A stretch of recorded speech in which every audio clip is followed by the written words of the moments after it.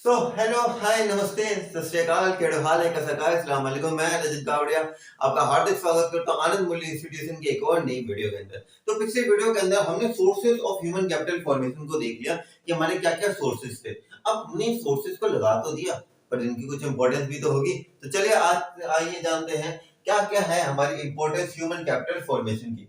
तो सबसे पहला पॉइंट हमारे पास क्या आता है, इंप्रूव्स क्वालिटी ऑफ लाइफ। या एक जनरली देखो एक एजुकेटेड पर्सन किस तरीके का लाइफस्टाइल जीता है वर्सेस एक अनएजुकेटेड पर्सन किस तरीके का लाइफस्टाइल जीता है, ये आप खुद भी नोटिस कर सकते हो।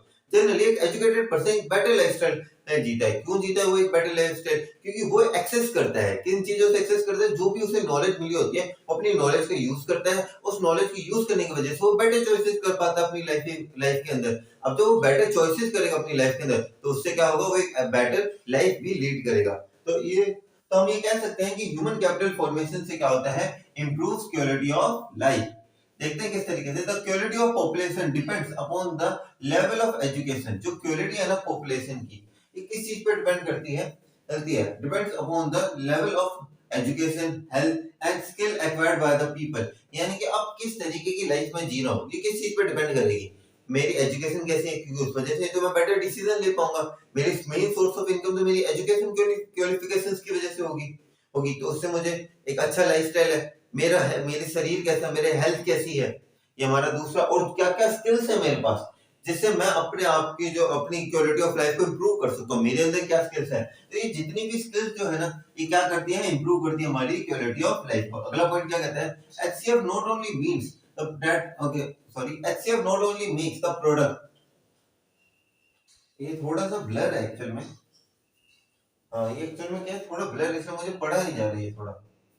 Okay, HCF not only makes the productive and creative but also transforms the life of people. Okay तो यहाँ पे थोड़ी सी करेक्शन है, मैं समझ गया। ओके, एचसीएफ जो ह्यूमन कैपिटल फॉर्मेशन है ना वो सिर्फ हमें प्रोडक्टिव और क्रिएटिव ही नहीं बनाती बट साथ साथ हमें हमें एक अच्छे हमारी ट्रांसफॉर्म कर देती है हमारी लाइफ को कि हम प्रोडक्टिव हैं, क्रिएटिव हैं। तो इस अब हम जब एक चीज आप सोच के देखो, अगर आप प्रोडक्टिव हो, क्रिएटिव हो, तभी तो आप अच्छे से परफॉर्म कर पाओगे। जब आप अच्छे से परफॉर्म करोगे तभी तो आपकी जो इनकम है वो बढ़ेगी। तो ये चीज इसके अंदर कहना चाहते हैं, people start enjoying higher income and lifestyle and higher quality of life. तो फिर जब लोगों के पास अच्छी क्वालिटी ऑफ लाइफ मिल पाती है जिस वजह से वो अच्छे से परफॉर्म कर पाते हैं। ये तो था इंप्रूव्स क्वालिटी ऑफ लाइफ। अगला पॉइंट है हमारे पास, बड़ा जबरदस्त पॉइंट है अगला, कंट्रोल ऑफ पॉपुलेशन। मुझे बड़ा पसंद आता है पॉइंट कंट्रोल ऑफ पॉपुलेशन, क्योंकि ये जनरली एक्चुअल के अंदर बहुत ही इंपॉर्टेंट पॉइंट लगता है मुझे। तो क्या है, अक्सर हमारी कंट्रोल कैसी होगी पॉपुलेशन ह्यूमन कैपिटल फॉर्मेशन की वजह से। मैं कहता हूं अभी देखो, it has been observed that an educated person generally have a smaller family as compared to an illiterate person. Generally आजकल आप एक चीज जरूर नोटिस करोगे, आजकल जो फैमिली का जो साइज है ना वो धीरे धीरे करके छोटा होता जा रहा है। जनरली आज के टाइम के अंदर पेरेंट्स जो है वो जनरली एक ही चाइल्ड को प्रेफर करते हैं। जनरली यही चीज नोटिस करी जाती है। तो आप एक चीज सोच रहे हो कि और वहीं अगर आप किसी इलिटरेट पर्सन के पास चले जाओ या फिर उनकी फैमिली को देखो जो इतने ज्यादा पढ़े लिखे नहीं है, उनकी फैमिली का साइज आपको जनरली ज्यादा दिखेगा as compare to educated person. अब ऐसा क्यों होता है, इसके लिए मोस्ट इंपोर्टेंट पॉइंट है। और अगर मैं कहूँ वापस, मैं हर वीडियो के अंदर बात करता हूँ, व्यू पॉइंट बहुत ज्यादा इंपॉर्टेंट है। आप इस तरीके से अपना व्यू पॉइंट जरूर शेयर कर सकते हो। अगले पॉइंट अंदर डेफिनेटली ये लाइन लिखनी ही लिखनी है। क्या, illiterate person are of the viewpoint that more the number of children illiterate person क्या सोचते हैं कि जितने ज्यादा बच्चे होंगे, more the number of children more work can be done by them। तो मेरे जितने ज्यादा बच्चे होंगे वो उतना ही ज्यादा काम करेंगे, more work can be done by these children which will ultimately lead to more income। जब वो ज्यादा काम करेंगे बच्चे तो उससे क्या होगा, ज्यादा इनकम आएगी। बात सही है, बिल्कुल गलत बात है ये, बिल्कुल गलत बात है। अभी गलत बात क्यों है, ये गलत बात इसलिए because but this is wrong as these child get deprived of the basic health and educational facilities which result in wastage of human resources। आपको तो लग रहा है कि आप इनकम जनरेट कर रहे हो, भैया मैं देखो मैं इनकम जनरेट कर रहा हूँ, मेरे इतने सारे बच्चे हैं, वो सारे बच्चे काम पे जाते हैं तो वो वहां से पैसा कमा के आते हैं, मेरी तो चांदी चांदी। बिल्कुल गलत बात है, क्योंकि आपके बच्चे भले ही आपको जो अमाउंट दे रहे हैं ना वो बहुत छोटी दे रहे हैं। यानी कि जनरली एक बच्चा कितना कमा लेगा, इतना ज्यादा नहीं कमा पाएगा। पर जो आप उस बच्चे के साथ करो, जो आप उस बच्चे की बेसिक जो हेल्थ फैसिलिटीज है जहाँ पे आप ध्यान नहीं दे रहे, उससे उस बच्चे को नियर फ्यूचर के अंदर बहुत सारी तकलीफों का सामना करना पड़ सकता है। तो ये ना हमारा पॉइंट कंट्रोल ऑफ पॉपुलेशन। तो इस तरीके से ऐसे उनका जब हम व्यू पॉइंट ही चेंज हो जाता है, आता है कि क्योंकि यही एक एजुकेटेड और इलिटरेट पर्सन के अंदर फर्क होता है कि एजुकेटेड पर्सन समझता है कि यार मुझे किस चीज पे फोकस करना है, मुझे मेरे बच्चे को बेस्ट क्वालिटी ऑफ एजुकेशन देनी है, यानी हम ताकि वो आगे जाके इस चीज को प्रोस्पेरस कर सके। हमें इलिटरेट पर्सन ये चीजें ज्यादा नहीं सोचता, उसका बस एक ही है, मैं ज्यादा से ज्यादा बच्चों वो ज्यादा से ज्यादा काम करे, ज्यादा से ज्यादा इनकम हो, जो कि सबसे गलत बात है। बेसिक फैसिलिटीज से वो डिप्राइव्ड रह जाते हैं और वो तो उससे क्या होता है, उन्हें आगे जाके आगे अपने भविष्य के अंदर बहुत सारी तकलीफों का और बीमारियों का सामना करना पड़ता है। हमारा थर्ड पॉइंट क्या कहता है, modernisation of attitude. Modernisation of attitude एक एजुकेटेड पर्सन है, ठीक है, अब एक एजुकेटेड पर्सन को पता है कि यार मतलब परिवर्तन संसार का नियम है, तो वो देखेगा कि हाँ यार आज के टाइम के अंदर पर्टिकुलर चीज चेंज हो रही है, मुझे भी इसके अकॉर्डिंग अपने आप को चेंज करना पड़ेगा, मॉडर्नाइज करेगा। वो सोचेगा कि हाँ यार ये पर्टिकुलर चीज को अप्लाई करने से मुझे फायदा मिलेगा, तो वो इस पर्टिकुलर चीज को अप्लाई करेगा।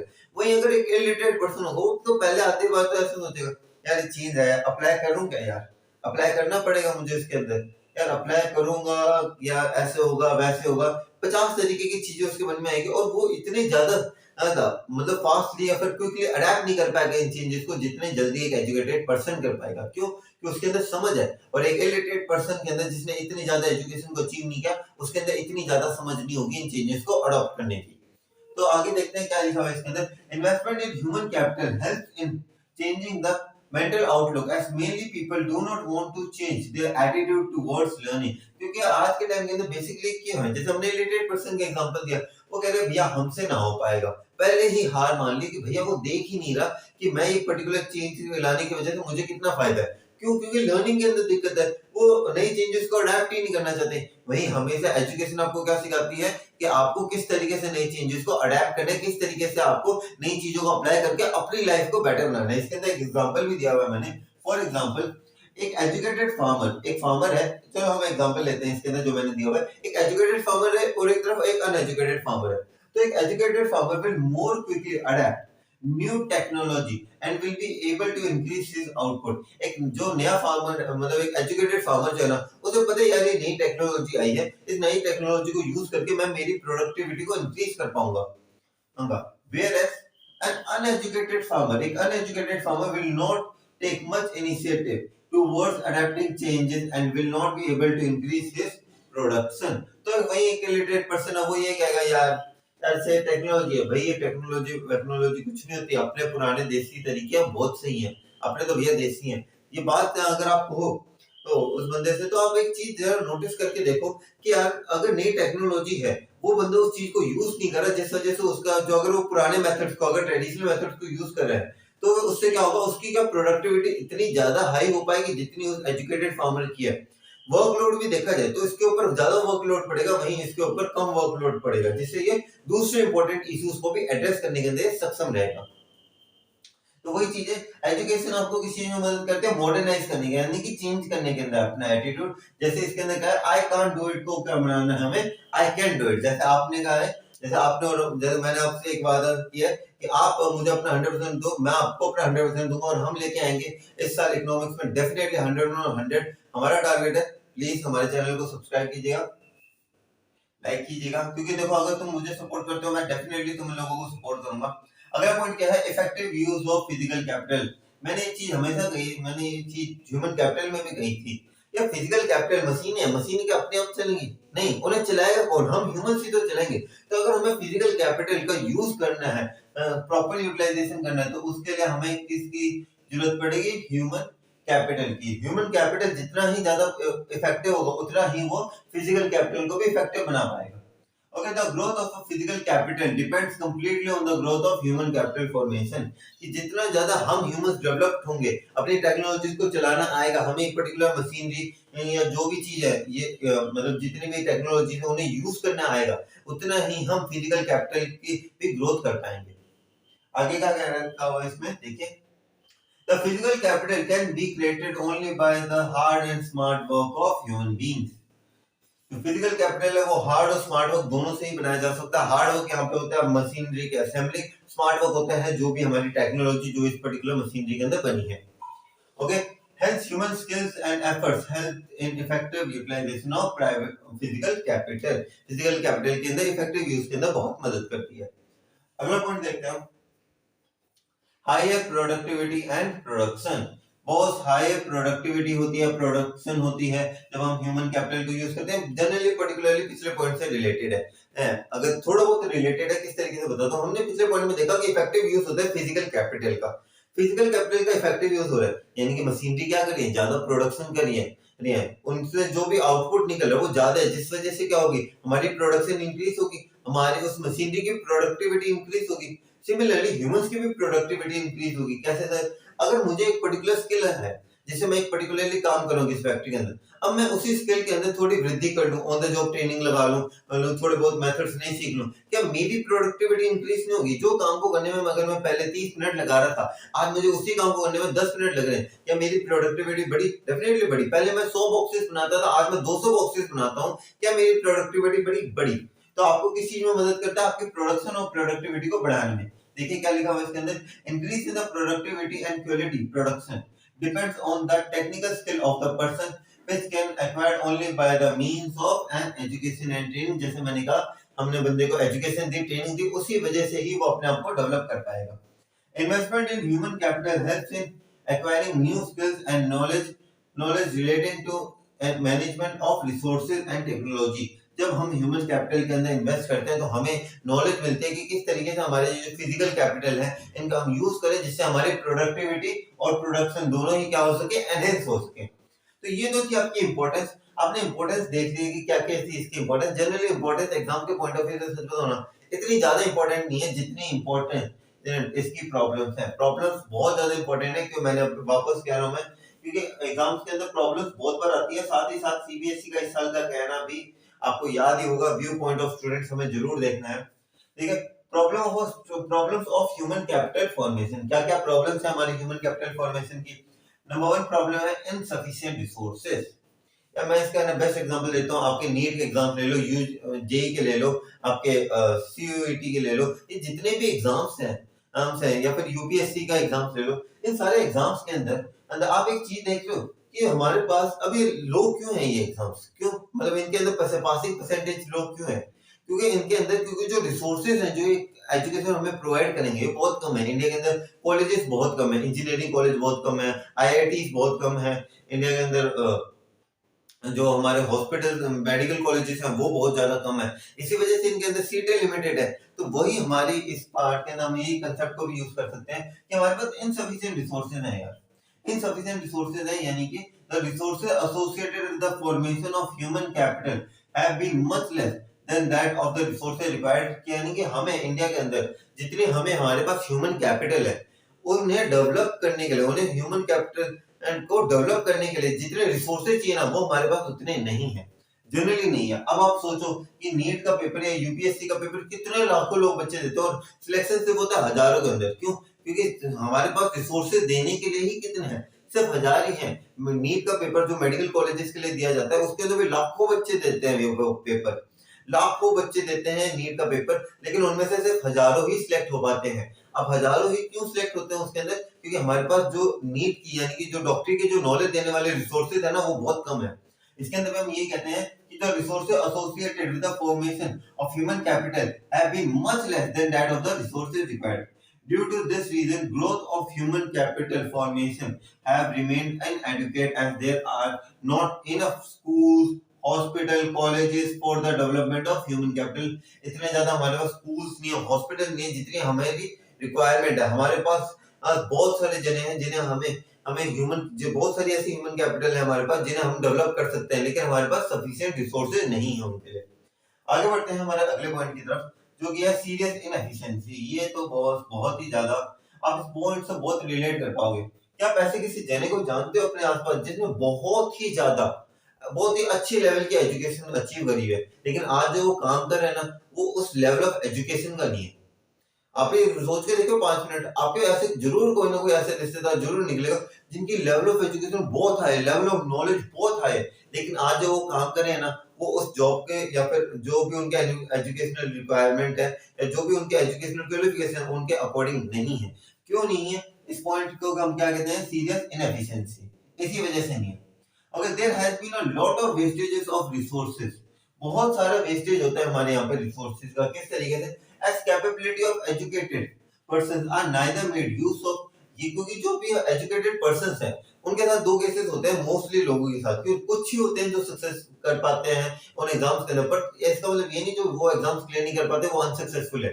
नॉलेज के अंदर कोई कमी नहीं है बॉस, लेकिन जो ऐसे एजुकेटेड पर्सन होता है उनके साथ बेसिकली दो चीजें होती हैं, या तो उनकी एजुकेशन का कोई यूज ही नहीं किया जाता है, यानी कि वो क्या रह जाते हैं, अनएम्प्लॉयड रह जाते हैं, या उनके एजुकेशन का क्या किया जाता है, अंडर यूटिलाइजेशन, यानी कि अंडर एम्प्लॉयमेंट, जितनी उनकी स्किल्स है उनसे लोअर वो काम कर रहे हैं। वापस बताओ, जितनी उनकी स्किल्स है उनसे लोअर वो काम कर रहे हैं।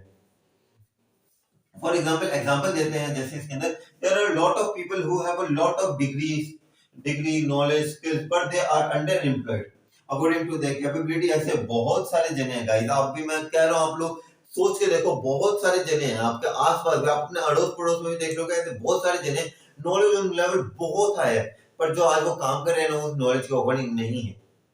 अब हमारे अगले पॉइंट पे आ जाते हैं हम, most important point, most important point है जो कि हमारे पास है, ब्रेन ड्रेन। ये तो यार सबसे ज्यादा होता है कि भैया 12th कॉमर्स के बच्चों में सबसे ज्यादा होता है, भैया 12th के लिए अब क्या करना है, भैया कनाडा जाएंगे, कनाडा जाएंगे, सारे लोगों का क्या होता है, भैया कनाडा जाएंगे, कनाडा नहीं हम ऑस्ट्रेलिया जाएंगे, हम फॉरेन कंट्री के अंदर पढ़ने जाएंगे, यानी कि हम फॉरेन कंट्री को सर्व करेंगे। पॉइंट बहुत ही अच्छा है, ध्यान से देखना, और ये पॉइंट मुझे लगता है यार इस साल, मुझे पता नहीं क्यों मेरी गट फीलिंग है कि यार इस साल ये पॉइंट आएगा एग्जाम्स के अंदर। देखिए क्या है इसके अंदर, people migrate from one place to another in search of better job opportunities and handsome salary. People एक जगह से दूसरी जगह माइग्रेट होते हैं। सर आपने ये एक्सपेंडिचर और माइग्रेशन में भी कहा था कि लोग माइग्रेट होते हैं ताकि उन्हें अच्छी सैलरी मिल सके, अच्छी चीजें मिल सके, तो सर ये दिक्कत क्या है, ये तो अच्छी बात है, ताकि अगर हम उस पर्टिकुलर पॉइंट के पॉइंट ऑफ व्यू से सोचें, वो तो अच्छी सैलरी एंजॉय कर रहा है, वो तो अच्छी लाइफस्टाइल एंजॉय कर रहा है, क्या दिक्कत है। दिक्कत क्या है, the cost of such losses of quality of human capital is very high. अगर वो दूसरी कंट्री के अंदर जाके सर्व कर रहे हैं तो उस पॉइंट ऑफ व्यू से देखा जाए तो इंडिया को तो लॉस ही है ना। आगे इसके अंदर मैं आपको एग्जांपल दूंगा, आप एग्जांपल से बहुत ज्यादा रिलेट कर पाओगे। As good quality human are okay, because at good quality human capital is produced in India. आज के टाइम के अंदर मैं आपको कहूं ना, आज के टाइम पे भी इंडिया के अंदर ही ज्यादातर ह्यूमन कैपिटल, जितने भी प्रॉस्परस ह्यूमन कैपिटल्स है ना, वो इंडिया के अंदर ही एस्टेब्लिश होते हैं। यानी कि अगर आप देखो सुंदर पिचाई को ले लीजिए, आप सत्यानंद नेला को ले लीजिए, ये सारे सीईओ बहुत ही अच्छा काम कर रहे हैं, और जो भी इनकी कंपनीज है इनका ग्रोथ का मेजर कारण कहीं ना कहीं ये लोग हैं, ये बहुत अच्छा काम कर रहे हैं। पर एक चीज बताओ, क्या आज गूगल ग्रो कर रहा है तो गूगल से क्या इंडिया को बेनिफिट मिलता है कि सुंदर पिचाई उसके अंदर बहुत अच्छा काम कर रहे हैं, क्या उससे इंडिया को बेनिफिट मिल रहा है, नहीं मिल रहा। सत्यानंद नेला को मिल रहा है, नहीं मिल रहा। अभी जो हमारे जो प्रेसिडेंट बने थे ब्रिटेन के, ऋषि मुनक, नहीं मैं शायद नाम उनका, मैं थोड़ा सा ऋषि है उनका नाम, मैं थोड़ा उनका नाम भूल रहा हूँ, जो भी थे, तो फिर उनका भी हिसाब से देखा जाए है, तो फिर वो भी एक तरह से देखा जाए, वो भी इंडिया से, वो भी इंडिया, मतलब उनका भी इंडियन ओरिजिन है, पर क्या इंडिया को डायरेक्टली बेनिफिट मिल रहा है, नहीं मिल रहा यार। But foreign country uses them, which can be proved by the fact by today's world largest company CEOs are Indian। आज के टाइम में देखा जाए सबसे ज्यादा जो भी डेवलप्ड कंपनीज है उनके जो सीईओस हैं वो कौन है, इंडियन सी है। आर इंडियन सच एज सुंदर पिचाई, जैसे मैंने कहा, CEO of Google, Satya Nadella CEO of Microsoft, and about 36% of the scientist in of NASA are Indian. 36% जो भी साइंटिस्ट हैं जो कि कहाँ काम करते हैं, नासा के अंदर काम करते हैं। नासा पूरी वर्ल्ड की सबसे बढ़िया स्पेस ऑर्गेनाइजेशन, उसके अंदर के 36% एम्प्लॉयज इंडियंस हैं। तो आप सोच लो कि यार ये लॉस कितना ज्यादा है। अगर यही 36% लोग इसरो के अंदर आके अपनी स्किल्स का इस्तेमाल करें तो डेफिनेटली कितना ज्यादा प्रॉस्पेरस हो। तो आप समझ रहे हो कि इसकी जो कॉस्ट पड़ रही है ना हमें, इन सारे रिसोर्सेज की वेस्टेज की, वो हमें कितनी ज्यादा पड़ रही है। तो इसलिए ये एक बहुत बड़ी प्रॉब्लम है जिसे हम किस तरीके से क्लासिफाई करते हैं, किस नाम के अंदर, ब्रेन ड्रेन।